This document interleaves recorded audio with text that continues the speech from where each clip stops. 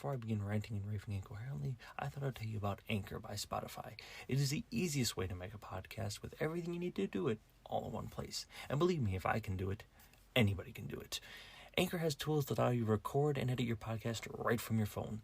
And when you host through Anchor, you can distribute your podcast through listening platforms like Spotify and Apple Podcasts, and even more. It has everything you need to make a podcast all in one place. And best of all, it's free.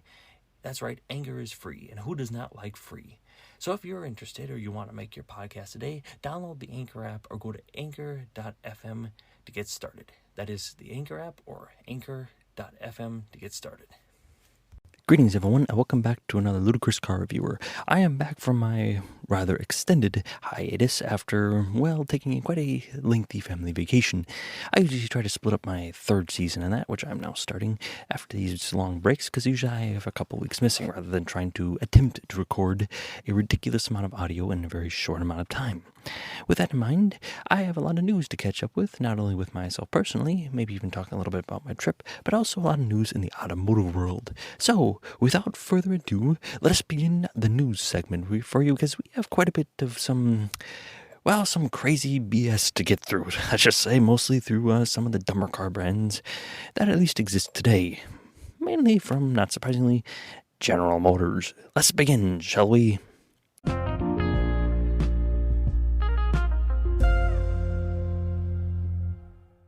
So, in news, as I've just discussed, there have been a lot of big developments that I've gone through.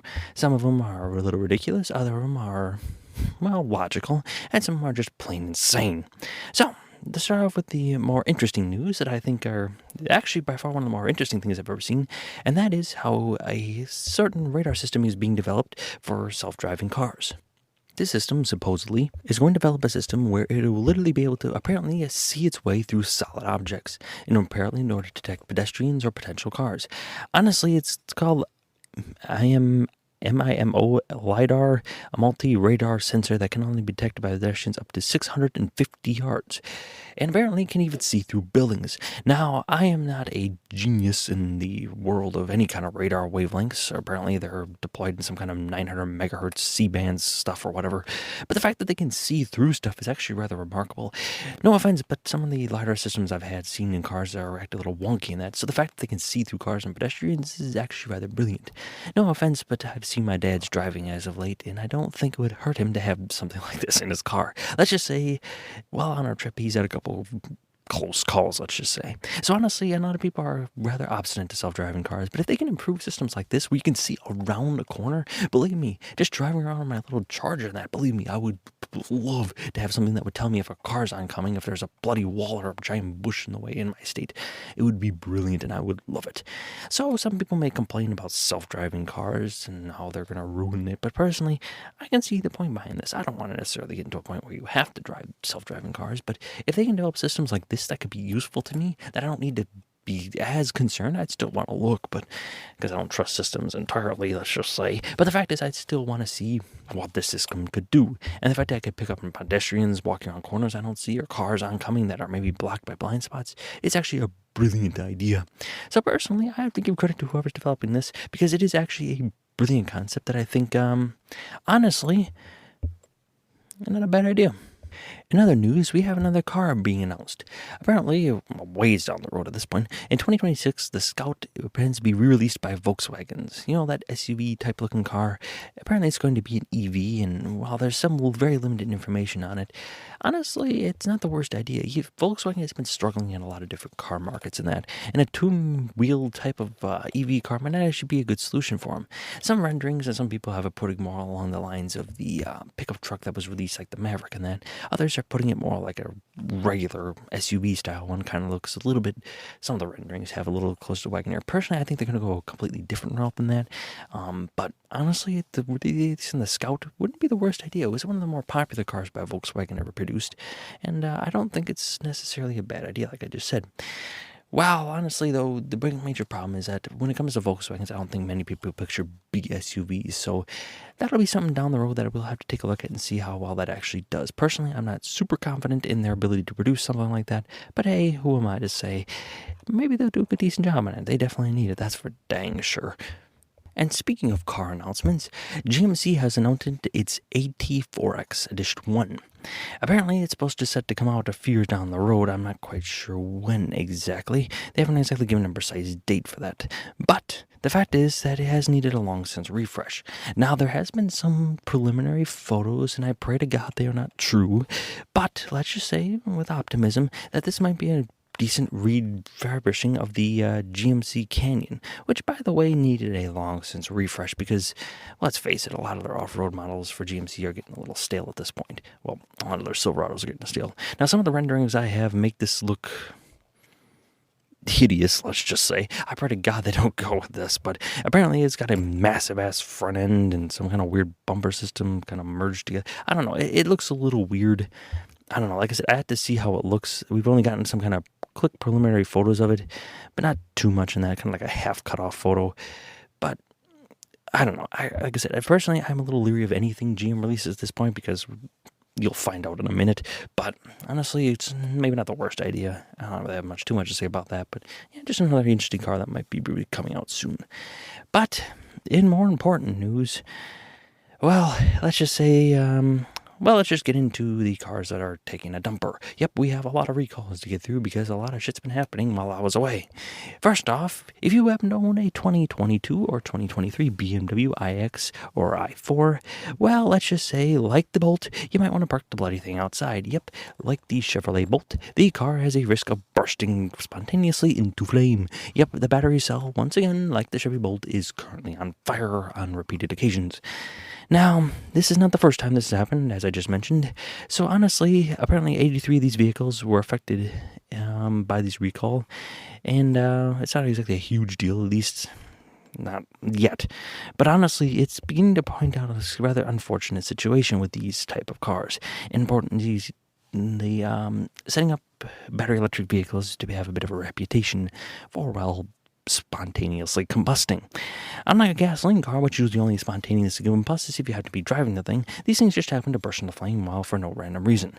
Now, like I said, there wasn't many of these cars affected because, let's just face it, not many of them are out there. But the fact is that if you happen to own one of these 83 affected cars, you might want to park the thing outside. That's right, I said 83 vehicles. While it is a recall and while it is a big deal because, well, it's another battery fire ridiculousness, the fact is it is only 83 vehicles. Why you need to issue a statement like this, I guess you have to because you don't want people's houses burning to the ground. But 83 just kind of shows how few of these vehicles actually sold because, let's just say, if you produce only 83 of these batteries to light 83 of these cars on fire, well, that just happens to be an awful coincidence. Normally when they reduce recalls like this, normally it's in much larger numbers. So honestly, I think it's a little insane that only 83 of these cars were produced with this defect, which either shows that A, they either have really weird manufacturing tactics where they only 83 of a batch is affected, or B, they just didn't sell a whole lot of the dang things. Personally, I want to go with the latter choice because I haven't looked at sales numbers, but let's just say I don't see a whole lot of these things driving around. Maybe because of the ridiculous looks, but the buckfruit front exterior, I should say. The bucktooth exterior. Yes, that's what I was trying to say. Yes. Anyways, but, or the fact that it's got a crazy price tag on it. Either way, not many affected, only 83. If you happen to order 83, you might want to keep an eye out for that in the mail. But until you're absolutely sure, maybe keep them outside for the time being. In other news, there's another vehicle that Toyota's been releasing recently that has been getting a lot of, backlash. Toyota's BZX4, or 4X, that is a wonky-ass name, has been let's just say the wheels are falling off the cart for Toyota with this vehicle. Rather literally. You see, these cars have a nasty habit of having the vehicles just randomly sort of decide not to be part of the car anymore and decide to leave the car altogether. Yep, the wheels have been falling off the cars on these things, and rather few issues in that. Now, apparently the wheel hub is affected on these vehicles, but the problem is not necessarily with the fact that there's a problem, it's the fact that there's no solution to said problem. You see, Toyota has not had a solution at all, and they are offering two solutions to the problem. No, not fixing it. You see, they're offering you a slight bonus and a loaner vehicle for the time being until a fix is found, which there isn't any yet, or a full buyback of the vehicle. However, there's one major concern that many Toyota owners have, and Toyota has not seemed to take into consideration. See, these vehicles were very hard to get a hold of, and as such, with the current ridiculous car market that is today, many dealerships offered a well, a slight jack up on the rates of the vehicles, meaning that if you do take the buyback option from Toyota, you will not possibly get any of that money back, which means you could be out 3, 4, 5, 6, in some cases even 10 grand extra just paid into the dealership. Toyota hasn't really addressed these problems, and it seems only that there's a couple thousand vehicles affected. I don't think they actually will. I think it's a little ridiculous, and considering that Toyota does not have too many recalls, I suppose it's not horrible altogether. But the fact is, it's still a major problem. On top of that, even if you take the option of the loaner vehicle on that, you don't know how long you're going to have that loaner vehicle. And for an owner that probably waited a very long time to get a hold of this car, it's a bit disappointing that you probably won't ever see it for quite a lengthy period of time. Again, there's no time frame for when this solution will be found or fixed. Or, personally, with the sales of the BX vehicle 4X thingy-majiggy, if it will ever be fixed, for that matter. Yeah, it'll be fixed, I'm just joking. But the fact is that it's a little ridiculous from Toyota. Now, I get Toyota has a good reputation, a rather stellar reputation of producing very high quality and very sturdy vehicles. But, honestly, this goes to show that when shit does go wrong, they maybe need to do a little better job of taking into consideration the current climate that the recall is happening in. But, that couldn't be, possibly any worse than another stupid move coming from GM.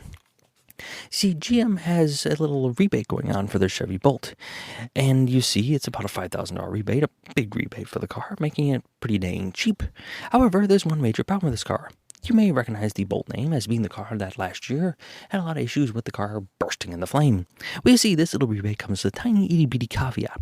You see, you forfeit all legal rights with this $5,500 rebate to sue the car brand if anything bad were to happen in the car. In other words, if they produce a shitty battery and it bursts into flame, not their fault. If you happen to have a faulty self-driving system, not their fault. If you happen to have faulty sensors, not their fault. If you happen to do something stupid like the car's wheels fall off the car like Toyota, not their fault. Meaning you forfeit all legal rights to actually sue the company for doing something stupid, which is basically like a giant billboard for the car brand basically saying, yes, we're probably going to do something stupid with this car because we're covering our asses in case it happens. It's the dumbest, most ridiculous, most insane thing I think I've ever seen any car brand do. I mean, for frick's sake, to force somebody to forfeit rights to basically that they should have, well, technically they'll probably find a way around it, most lawyers will, but the fact that they even tried something like this is completely asinine and completely stupid. It is by far the dumbest thing ever. It is a big concern, too, because if more automakers begin to follow this method and that, it could seriously reduce owners' ability to actually care for or possibly even produce any issues with the vehicle, should they have any. And honestly, we'll probably stifle a lot of, customer satisfaction numbers and all that. So I don't know how to say it. It's got me, my blood boiling, and it's only going to get worse as I go on with this news segment. But GM, my God, what the hell is wrong with you idiots? Anyways, before I decide to blow my head gasket, because I'm going to do it a little later on, let's get on to the next bit. Get away from Toyota for a second here, or away from GM, but God. Anyways, Nissan. Nissan will have announced the production, or end the production of the Maxima in the next year. The upcoming EV sedan will arrive in 2025 to replace this missing gap in their lineup, and personally, I don't think it's the worst thing ever. In the mid-2023, sales have fallen quite a bit, and Nissan only moved approximately 3,700 units on the Maxima in the first half of 2022, a rather abysmal number compared with the 78,000 Ultimas sold over the same time period. Yeah, it's a dying car set, and not surprising that it's going to be replaced. So, not much to report with that, just a move by Nissan that's kind of to be expected. If you're a Maxima owner, you're probably going to be seeing it last year. Anyways, on to the dumbest, most ridiculous, most asinine stupidity that GM hasn't done. Yes, even dumber than the last segment I just said. You see, a Chevy Corvette has been making some interesting choices with a mid-engine concept, a car that looks more like a European McLaren, but more importantly, the announcement that the Chevy Corvette will be probably coming to an electric system. But this isn't even the dumbest thing. While I think electric Corvettes are asinine beyond comprehension, that isn't the dumbest thing I've ever seen yet. You see, there are big rumors coming around, and honestly, GM has practically confirmed it as true, that Chevrolet will receive an electric sedan coming in 2025. My frickin' Jesus. An electric frickin' sedan Corvette. What the hell is this world coming to? I kid thee not. This is by far the dumbest piece of shit I have ever seen in my entire life. And honestly, I cannot describe it any further as that. It is just simply stupid. Corvette, the brand that has basically been producing two-wheel drive badass race cars for over, decades now at this point, and are on their eighth generation. are practically driving themselves off the frickin' bridge. I don't know who the hell the general and GM president, whatever the hell that lady's name is thinking, but she's out of her goddamn gourd if she thinks this is going to go over well. It might sell a lot like the Mach-E did, but it's not a good frickin' idea. I get the concept behind it because Porsche did something similar with their Cayenne, I don't remember what the hell it's called, but they always produce two-wheel cars. However, there's one major difference between the Porsche brand and the Corvette. Corvette has been known as the poor man's supercar, and as far as a supercar, they have produced race cars that average Joe can afford. GM does not need another frickin' four-wheel drive SUV sedan in their frickin' lineup. On top of that, let's just see, there's also a major problem. Porsche, while being a good race car brand, has been known for racing, they're also a frickin' luxury brand. When you're rich, you own a Porsche. You don't own a Corvette. On top of that, so you expect maybe the lady to drive the SUV to kids at soccer practice. You don't need a frickin' four-drive frickin' Corvette. God bloody hell, what the heck is wrong with these idiots? Jeez. Currently, they claim, though, in somewhat good news, that the current Corvette seat won't go fully electric yet, so they haven't completely pissed their own pants. But damn, bloody hell, I don't know what to say about this. I apologize for all the cussing and swearing, but good lord, this is the dumbest thing I've ever heard any car maker do in my entire freaking life.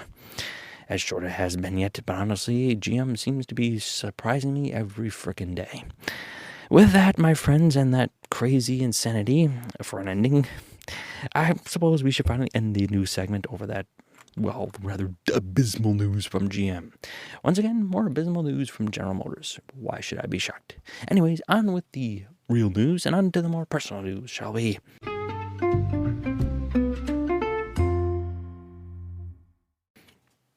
So, as you all know, I took a vacation with my family, as I announced at the beginning of this episode, and we had a grand old time. We took about 2 weeks, went around Grand Canyon, Bryce, and all that stuff, and it was rather fun, honestly. It honestly also gave me a chance to kind of experience road tripping with my family again, which is something I haven't done in a year since COVID and that. We've gone on some small trips, but nothing really big like that. So, honestly, it also gave me a little experience to talk about road tripping in a Ford Expedition. Yep, my family, while we are all grown-ass adults, we do still pile into the family roadster and take our little family trip across the country. It is something we honestly love to do, and we are a traveling family, so we take a lot of road trips in our time. And the Expedition has basically done something that our former Suburban could not. It provided a rather nice, fun, comfortable trip. You see, it's got great legroom, the car ride is rather smooth. I hear there are other cars a little smoother, but it's pretty dang good. And the overall gas mileage was pretty good, especially considering gas in some areas was $4 a bloody gallon. But honestly, for 6 adults piling into a car, it was actually a rather pleasant experience. To be honest, I wasn't expecting all that to be great sometimes, because let's just say the Suburban we used to own was very cramped. So this thing was surprisingly roomy. We were able to fit everything in the back, and yeah, honestly, it was a good time. If you ever have a chance, honestly, my personal opinion, this is just myself, a lot of people take airplanes and get right to their destination, or just hop on a cruise ship and sail the Caribbean. And while that does sound great, and it does sound fun, honestly, there's nothing that just beats a good road trip. Just the ability to just drive where you want, to explore new things, to see the world around you, just free without any kind of appointments or airplane ticket times and stuff like that. It's just a grand experience. And honestly, if given a chance, if you have a family, or even if it's just yourself, take a road trip. Believe me, you will not regret it. I think a lot of Americans have missed in the past few years is the Great American Road Trip, which I think has been lacking. And while COVID did unlock a bit of that, as we're watching driving through Yellowstone. Yes, Yellowstone is not completely closed. You can still get through it. They apparently, the year after COVID was over, yes, COVID's over. Anyways, but a year after COVID was over, they had announced like the most ridiculous spike in membership. I think there was almost like 1 million or 1.5 million more than normal. It was completely insane. But the fact is that it's still a good time to experience. Yeah, there may be a lot of people in some of those national parks, but surprisingly this time it was empty. But yeah. Again, if you happen to have a family or if you're just yourself, try taking a road trip. Believe me, I do not think you will regret it in the slightest. And also, your wallet I don't think will hurt you either. Anyways, in other personal news, I got some big news coming from my father's 68 Firebird, or rather I should say mine. Yes, my dad sold me a 68 Firebird, which had been sitting idle for 7 years. And, yep, I took it to a garage, and after almost a month of working on it, they finally got the whole bat working. While she has her kinks still happening with her, and there's still a lot of problems, which I'll go into a little bit of detail, they did manage to fix quite a few things. So first they managed to fix the fuel hose, managed to get the compressor time working right. There's a problem with a knock in the cylinder, but we'll get to that in a minute. And overall, they tuned the carburetor, got the car working right, replaced the starter and the battery cable in that, and finally the old girl's firing up and ready to roll whenever she's ready to rock. There are a few slight problems with the car, and I'll go into a little bit of detail of that. First off is the engine. The engine does need a rebuild, which is going to be about $4,000 at least, or $3,000 if you do it on the cheap side. Anyways, but an engine rebuild is going to be a bit extensive. Apparently a bearing on one of the pistons is a little loose, which is way down at the bottom of the piston cylinder, which means that the engine will, again, like I said, need to be rebuilt. So basically what's happening is there's a little control arm that locks onto the piston, and as the piston moves up and down, it's meant to rotate with it. Well, what's basically happening is this thing is a little loose, and probably the gaskets wearing down around it, causing the cylinder to rub against the cylinder wall, causing basically a lag in the engine, a little bit of a knock on the motor, and some overall just general sluggishness based on a low idle. Also, on top of that, the transmission also probably needs to be rebuilt as well. When you pop open a transmission casing to replace the transmission oil and the filter as well, which you should do every lengthy period of time, when you spot little tiny metal pieces in your transmission, that's not a very good sign in the slightest. Apparently, they found little tiny pieces of clutch in there, which is very bad, especially for an automatic transmission. Now, if it was manual, you'd say, well, crud, I better replace that. You'd pop out the clutch and get a new one, but in an automatic, that ain't so simple and will probably require a full transmission rebuild. But all that out of the way, that'll probably cost me another $7,000 down the road. But for right now, the old Firebird is up and operational, and I hope to record many of my works and experiences as I go along. But for now, I suppose that'll do it for today. I just appreciate you all listening to this podcast, and I do apologize for taking a couple weeks off, but as you can hopefully hear at the beginning of the episode, I've done a little bit of work on my podcast and my mic as well to try to give a little bit more, make it louder for you all, because I've noticed some of my podcasts have been a little quiet. But, yeah, I appreciate you all listening. I hope to continue to maintain your listenership. I have been getting a lot more views, which I do appreciate you all. And I hope you all have a great day and a wonderful night. If you liked this episode, I would appreciate feedback. Have a great day and a wonderful night. Goodbye, my friends.